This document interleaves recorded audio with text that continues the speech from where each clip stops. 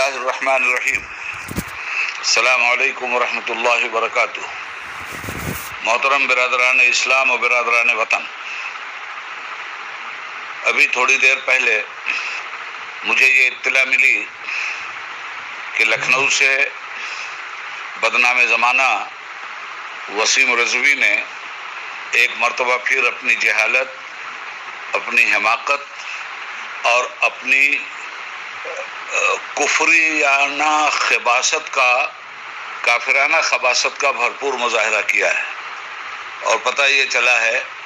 کہ supreme court میں قرآن کریم کی 26 آیات کے خلاف اس نے ایک عرضی دائر کی ہے کہ اسے قرآن کریم سے نکالا جائے۔ اس سلسلے میں میں یہ عرض کروں کہ مسلمانوں کو پر یہ فرض اور لازم ہے کہ جذباتی احتجاج کم اور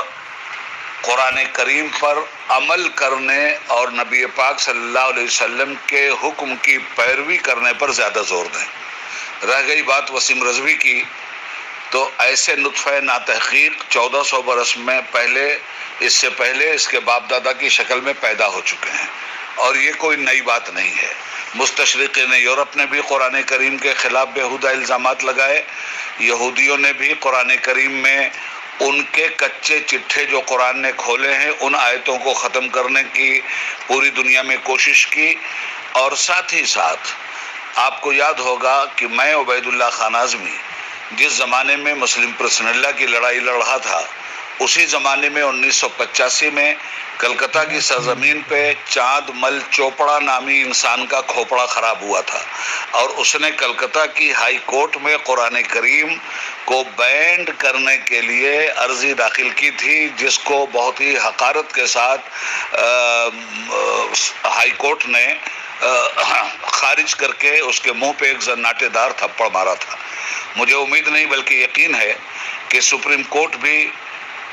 اس بیہودہ عرضی کے خلاف اس کو خارج کرتے ہوئے اسی طرح سے وسیم رضوی جیسے ناپاک لوگوں کے منہ پہ بھی تھپڑ رسید کرے گی۔ ملک سے انصاف کی امید ہے، اور ملک میں ابھی انصاف ختم نہیں ہوا ہے۔ مجھے امید ہے کہ سپریم کورٹ انصاف کے ترازو پہ کھری اترے گی اور پوری اترے گی۔ میں مسلمانوں سے گزارش کروں گا کہ مسلمان ایسے لوگوں کو قطعی طور پر اپنے معاشرے سے باہر کریں اور بائیکاٹ کریں، اور خاص طور پر میں اس ملک میں شیعہ برادری سے گزارش کروں گا، ان کے لیے یہ بھی بات بڑی ہتک آمیز ہے، اور ایسے گندے کیڑوں کو اپنے معاشرے سے وہ بھی نکال کر کے مسلم اتحاد اور قرآن کریم پہ کامل اعتماد کا مکمل ثبوت دیں۔ بہت بہت شکریہ۔ السلام علیکم ورحمۃ اللہ وبرکاتہ۔